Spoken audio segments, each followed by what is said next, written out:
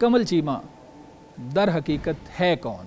तो उस ज़माने में जब मुझे कोई ऐश्वर्या राय कहता था तो मेरे दिल में लड्डू फूटते थे और मुझे बहुत अच्छा लगता था। प्याज काटते हुए क्या आपकी भी वही हालत होती है जो मेरी बेगम की होती है? बिल्कुल ऐसी ही होती है। मुझे नहीं है? पता आपकी बेगम की क्या हालत होती है, मगर मेरी तो सारे आंखों से आंसू निकल रहे होते हैं। हर औरत का यही मसला है। जो आपके जीवन साथी हैं वो अभी तक मीडिया पे नहीं आए।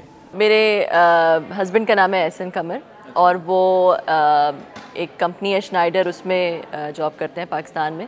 अस्सलाम वालेकुम नाज़रीन, आप देख रहे हैं 24 न्यूज़ और मैं हूं आपका मेज़बान मनाज़र अली। नाज़रीन, आज हम एक बड़ी दिलचस्प और बड़ी मज़े की स्टोरी लेकर आपकी खिदमत में हाज़िर हुए हैं।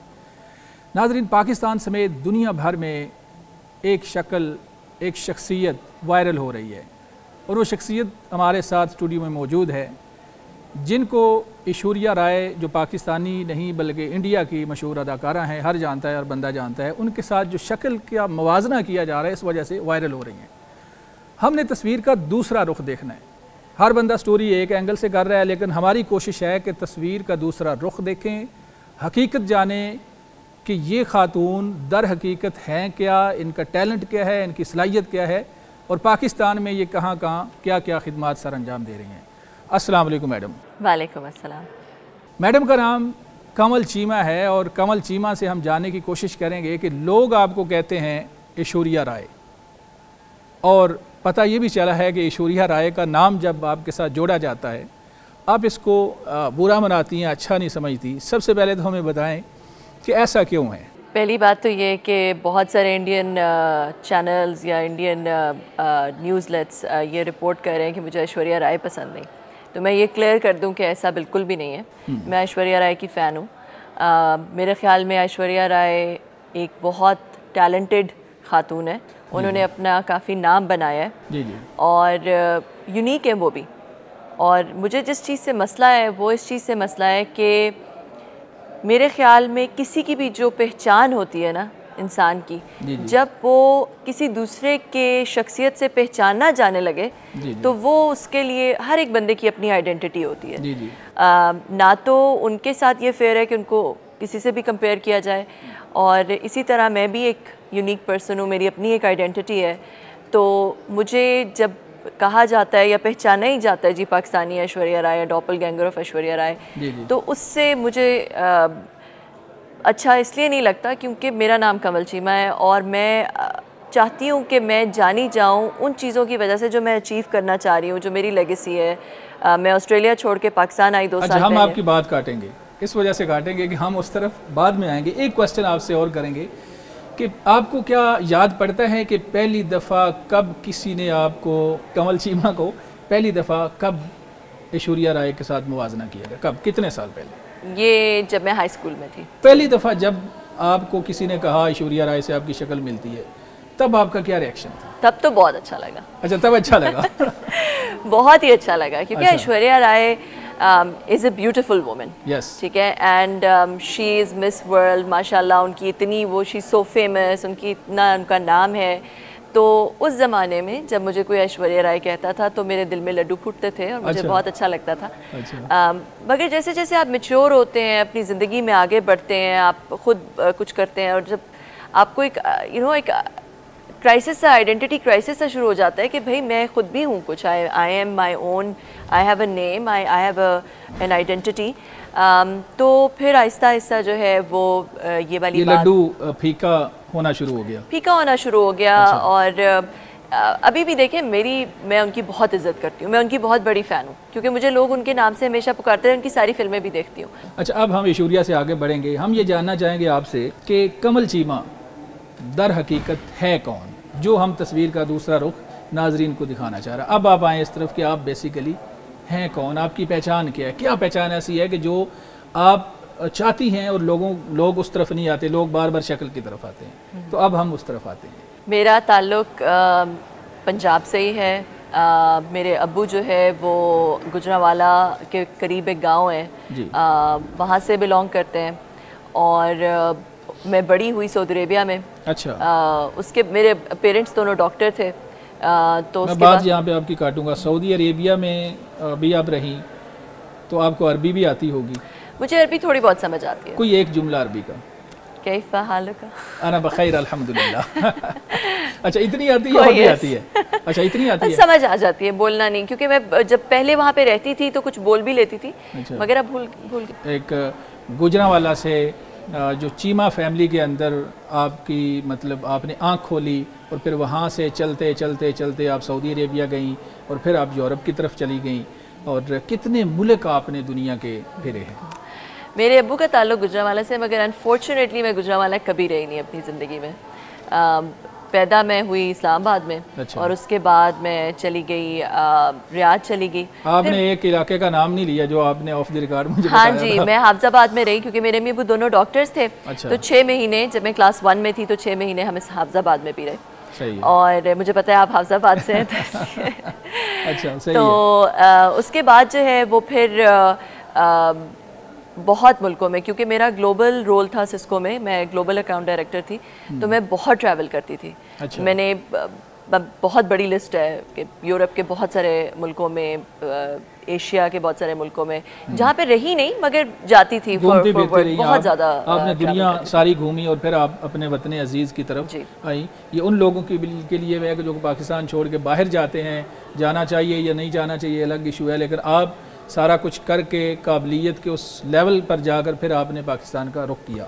अच्छा, अब आते हैं कि पाकिस्तान में आईटी के शोबे में आपकी क्या खिदमात है, कैसे आपने स्टार्ट लिया, यहाँ पर क्या कर रही हैं आप? पाकिस्तान में आई ही इसलिए क्योंकि जब मैं ऑस्ट्रेलिया में थी तो मैंने सोशल इम्पैक्ट में एक डिग्री की। मैं दुनिया पूरी घूम रही थी, तो मैंने देखा कि इस सेक्टर के अंदर क्या गैप्स हैं और किस तरह दुनिया को बहुत बेहतर किया जा सकता है अगर सोशल सेक्टर के अंदर, जो चैरिटी का सेक्टर है, उसके अंदर टेक्नोलॉजी को ले आया जाए। अच्छा। देखिए, आपने देखा होगा टैक्सी इंडस्ट्री जो है वो जब उबर या करीम आ गया तो उसने पूरा टैक्सी इंडस्ट्री को रेवोल्यूशनाइज कर दिया।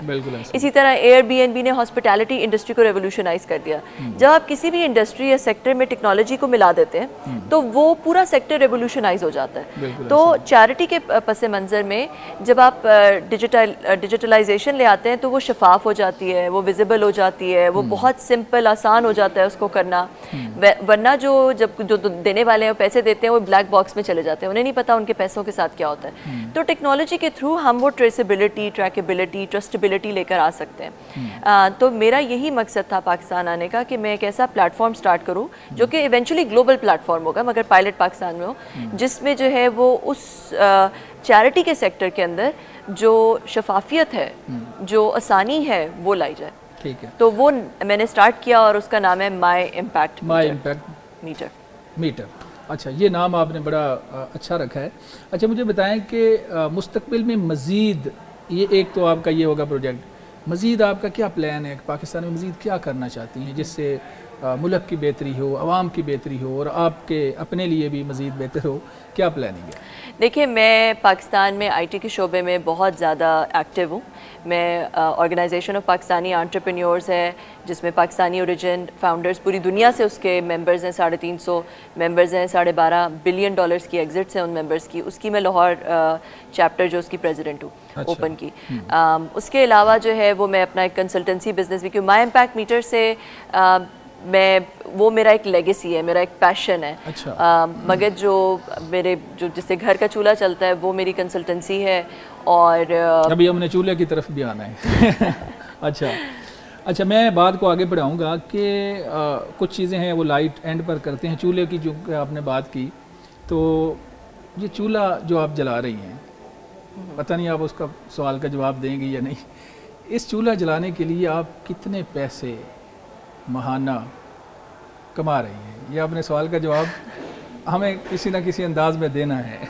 देखिए, मैं क्योंकि मेरा सारा ताल्लुक़ रहा है बहुत बड़ी टेक कंपनीज़ के साथ, तो मैं बहुत ज़्यादा कमा रही थी। मुझे बताएं कि चूँकि चूल्हे की बात हुई तो चूल्हे से रिलेटेड हम एक सवाल करते हैं कि आप खाना खुद बनाती हैं? अब मैं खाना खुद नहीं बनाती, मगर खाना बनाने की हिदायत देती हैं खड़े होके कि ये ऐसे कर लें? और ट्रेन कर दिया अब तो मैंने। कभी प्याज काटा है आप? जी, काटा है, बिल्कुल। तो प्याज काटते हुए क्या आपकी भी वही हालत होती है जो मेरी बेगम की होती है? बिल्कुल ऐसी ही होती है। मुझे नहीं पता आपकी बेगम की क्या हालत होती है, मगर मेरी तो सारे आंखों से आंसू निकल रहे होते हैं। हर औरत का यही मसला है। अच्छा, कुकिंग में मतलब अगर आपका दिल करे कि यार आज मैं खुद अपनी फैमिली के लिए कुछ बनाऊं, तो क्या पसंद करती हैं कि आज मुझे खुद अपने हाथ से ये चीज़ बनानी है? कुछ 2-4 चीज़ें बड़ी अच्छी बना लेती हूँ। बिरयानी और चांपें और 4 चिकन, फिर एक सैलड है वो मशहूर है, पकोड़े बहुत अच्छे बनाती हूँ। जितनी चीज़ें आप बता रही हैं ना, तो मैं तो खा के पहले इतना मोटा हो गया हूँ, तो ये बड़ा मसला हो जाएगा अगर आपने सारा कुछ हमें खिला दिया। खैर, अच्छा मुझे बताएं कि आप शादीशुदा हैं, लोगों को नहीं पता। जी मैं बिल्कुल शादीशुदा। अच्छा शादीशुदा हैं। तो जो आपके जीवन साथी हैं वो अभी तक मीडिया पे नहीं आए, वो बड़े मेरे हस्बैंड का नाम है एहसन कमर। अच्छा। और वो एक कंपनी है श्नाइडर, उसमें जॉब करते हैं पाकिस्तान में। अच्छा। वो बल्कि माइक्रोसॉफ्ट में थे जब मैं पाकिस्तान आई हूँ। अच्छा। जब उन्होंने माइक्रोसॉफ्ट की जॉब छोड़ी, मैंने सिस्को की जॉब छोड़ी और हम पाकिस्तान आए 2020 में। तो इतनी फेमस पर्सनैलिटी, और शादी के लिए इंतखाब ज़ाहिर है किसी एक का ही होता है, उनका ही इंतखाब शादी के लिए क्यों हुआ? आपकी फैमिली ने किया या आपने किया? ये एक लंबी बहस है, इस पर फिर कभी करेंगे। ये कैसे, क्यों? उन्होंने किया इंतखाब मेरा। अच्छा। और उस वक्त जो है वो मुझे जो नज़र आया वो ये नज़र आया कि वो मैं एक बहुत एम्बिशियस खातून थी, बहुत करियर ओरिएंटेड खातून थी। मुझे कोई ऐसा जीवन साथी चाहिए था जो कि इस बात को समझे और मुझे वो पर फैलाने के इजाज़त दे और मेरे पीछे खड़ा हो। वो कहते हैं ना कि behind every successful man there is a woman. मेरा ख्याल है इसका जो ऑपोजिट है वो और भी ज़्यादा ट्रू है कि जब औरत की जो कामयाबी होती है उसके पीछे किसी आदमी का हाथ अगर उसके शोहर का साथ नहीं है तो बहुत मुश्किल हो जाता है। वो पर इतने नहीं फैला सकते। वो पर माशाल्लाह जितने पर आपने फैलाए हुए हैं, ये तो हर शोहर जो है ज़ाहिर है स्पोर्ट इतनी पता नहीं कर पाता है या नहीं। बहरहाल आप बड़ी खुशकिस्मत हैं कि पर फैलाने में आपके शोहर का भी हाथ है। अच्छा, जो यूथ है ख़ास तौर पे, आखिरी पैगाम हम यूथ को देना चाहेंगे, ख़ास तौर पे लड़कियों को, क्योंकि पाकिस्तान के अंदर लड़कियां अपने आप को ना वो जो लफ्ज़ इस्तेमाल करते हैं ना सिन्फ़ नाज़क, जब सिन्फ़ नाज़क कहते हैं तो लड़कियां कहती हैं जी हम तो फिर सिन्फ़ नाज़क हैं, तो हम वो काम नहीं कर सकती। बहुत सारी लड़कियां कहती हैं कि जो मर्द कर सकते हैं। मैं उनसे कहूँगी कि अपने अंदर कॉन्फिडेंस पैदा करें।